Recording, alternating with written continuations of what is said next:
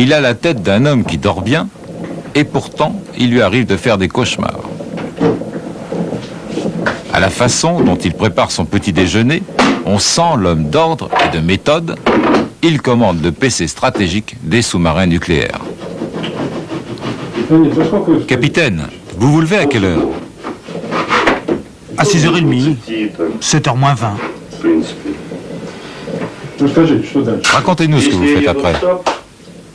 Eh bien, si je vais au quartier général, je sors de la maison à 7h30, mais si je vais à mon PC de commandement stratégique, je pars plus tôt pour prendre mon service à 7h30.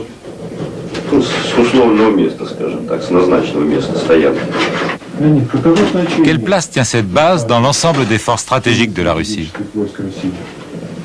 La question est complexe. D'abord, je dirais que la place qu'elle occupe ne se reflète pas dans mon salaire. Notre base représente le premier et le principal des boucliers nucléaires de notre patrie. Nous avons prêté serment d'être toujours prêts. Et nous sommes toujours prêts. Aujourd'hui, ce n'est plus la guerre froide, mais nous assurons toujours le service en permanence. Et pour nous, ça ne fait pas de différence.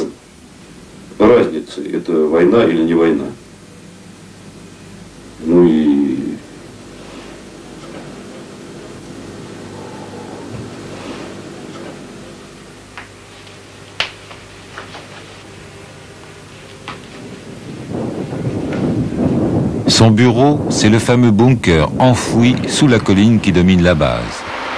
Présence d'une équipe de télévision ou pas, ponctualité militaire oblige, à 7h30 précise, le capitaine prend son commandement.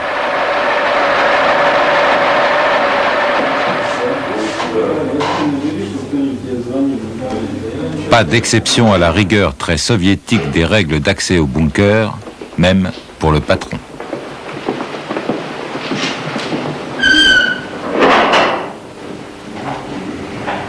Chaque porte blindée pèse 3,5 tonnes.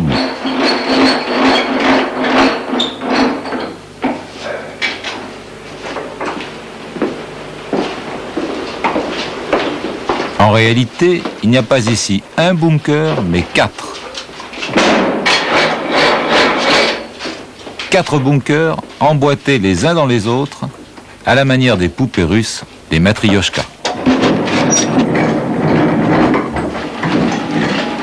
4 ceintures de protection successives contre une attaque nucléaire.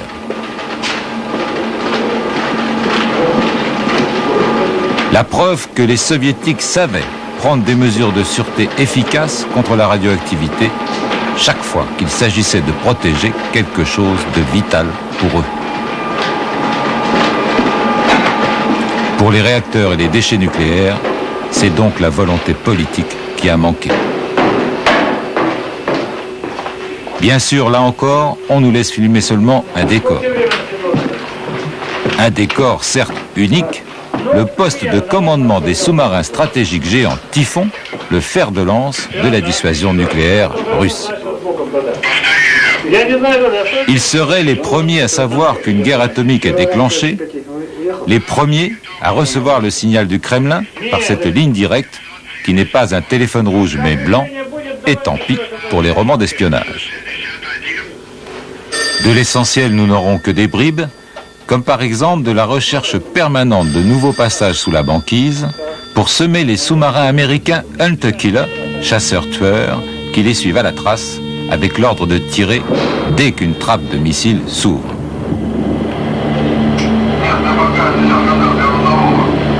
L'ordre du jour, c'est le chargement des têtes nucléaires sur le sous-marin qui va partir en mission la nuit prochaine. Ce brassard, rouge et blanc, indique à tous qu'il s'agit d'une opération à haut risque.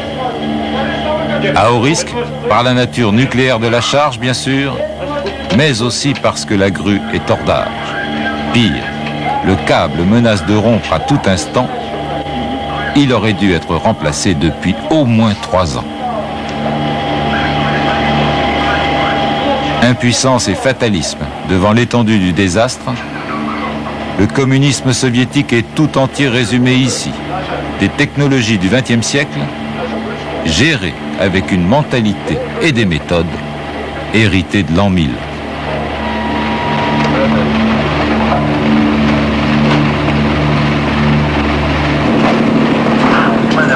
La base la plus stratégique de Russie ne dispose que d'une grue.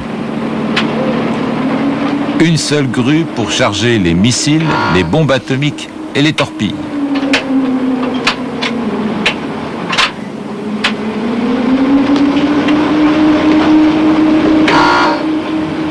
Des torpilles qui portent dans leurs ogives des grenades nucléaires.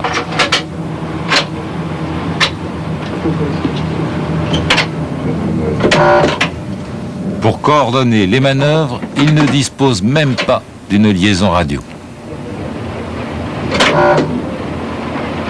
Et comment croire que le grutier soit lui aussi un officier? La grue est vieille, ça se voit, non? Oui. Elle n'aurait pas besoin d'une petite révision? Elle tient tout juste debout. On va la réparer ou pas? On y pense. Enfin, charger des trucs comme ça avec une grue pareille. De toute façon, des grues comme celle-là, neuves, il n'y en a pas. Alors. Mais c'est dangereux. Dans quel sens? Mais qu'est-ce que vous croyez? Bien sûr, c'est dangereux. Et je suis bien placé pour avoir peur.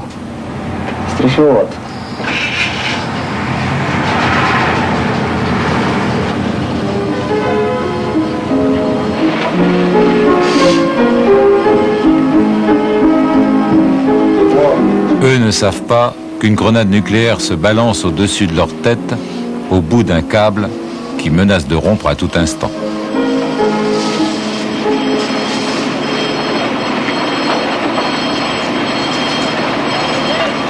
Lui le sait, mais ne s'en inquiète pas plus. Un accident a eu lieu l'an dernier. Le câble s'est rompu pendant le chargement d'un missile à bord d'un sous-marin. En tombant, le missile n'a pas explosé, il a pris feu, et le sous-marin aussi. Depuis, les matelots l'appellent Octobre Rouge.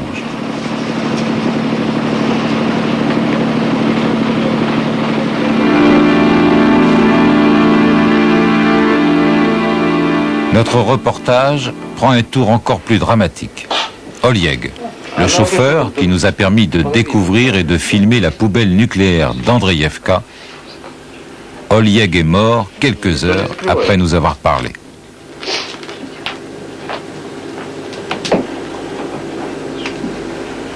Crise cardiaque, c'est la version officielle, et c'est peut-être vrai, ou peut-être faux.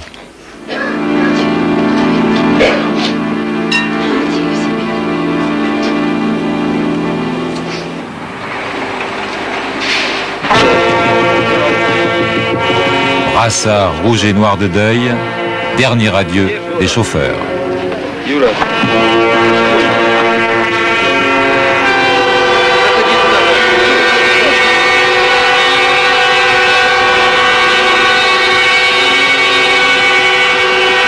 Solitude et sentiment d'abandon de ceux qui restent, ils ont perdu leur âme.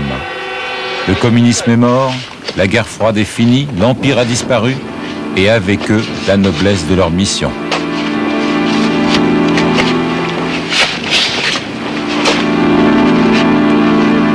Délabrement technologique de l'arme nucléaire en Russie, détresse psychologique de ceux qui la servent, un naufrage s'annonce qui est une menace pour le monde entier.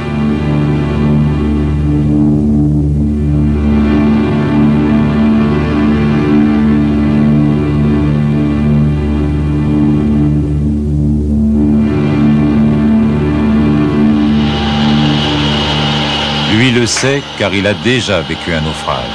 Un jour, il est parti en mission. À son retour 2 mois plus tard, sa patrie, l'Union soviétique, n'existait plus.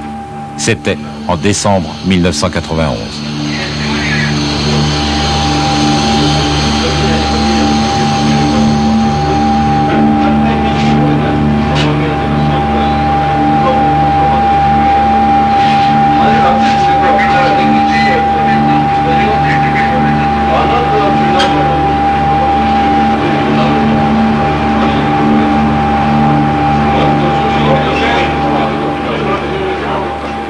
Gilles Rabine, bonsoir.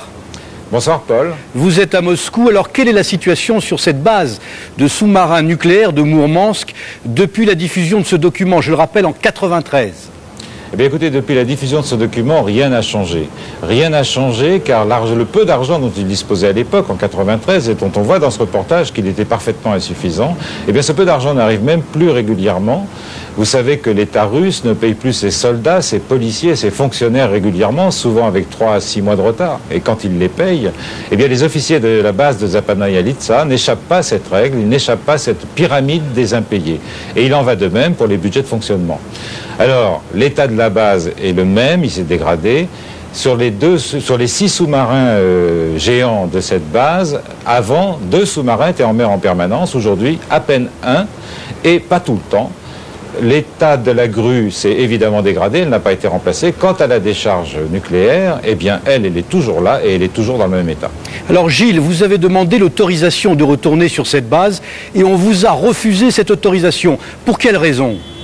Écoutez, on n'a même pas demandé officiellement l'autorisation parce que tout simplement c'est absolument interdit, c'est interdit officiellement. Tout simplement à cause du oukaz que le président Boris Yeltsin, un décret qu'il a signé en octobre dernier et qui interdit absolument de parler de la dégradation, de la situation des bases stratégiques nucléaires russes et qui menace de poursuivre quiconque le fait d'espionnage et de haute trahison. Et ça n'est pas une menace en l'air. Actuellement, 2 officiers, 2 ex-officiers sont poursuivis par la justice militaire russe. Le premier, c'est le capitaine Nikitin de Saint-Pétersbourg qui avait eu le tort de confirmer les informations qui étaient contenues dans ce reportage sur Octobre Rouge. Et le deuxième, c'est le capitaine Pasko qui avait fait la même chose sur une autre base qui est dans le même état de délabrement que celle-ci, à Vladivostok.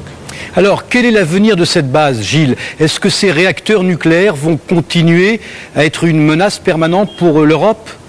Eh bien, sans doute pendant un certain temps, bien que cette base n'ait plus aucun avenir. En effet, les derniers accords de désarmement entre les Russes et les Américains, qu'on appelle les accords START 2, prévoient que la base de Zapadnaïa-Litsa soit démantelée et que les 6 plus grands sous-marins nucléaires du monde soient désarmés. Alors bien sûr, la Douma, la chambre basse du Parlement russe, n'a pas ratifié ce texte encore et on peut prévoir qu'il y aura du retard. Mais on peut prévoir aussi que les choses vont changer. En effet, la semaine dernière, c'est tout récent, la Russie a demandé très discrètement et très officieusement aux pays nordiques et à l'Union européenne de les aider, à la fois techniquement et financièrement, à, je cite, mettre aux normes de sécurité minimales la base de Zapadnaïa-Litsa.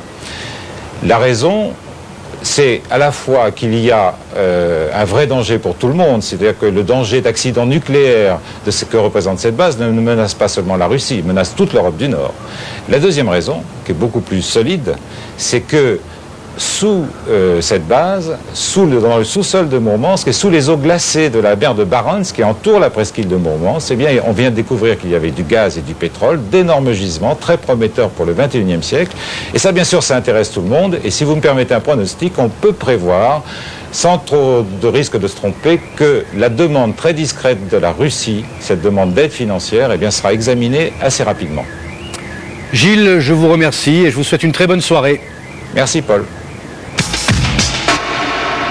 Voilà, ce magazine est terminé. Merci de l'avoir suivi.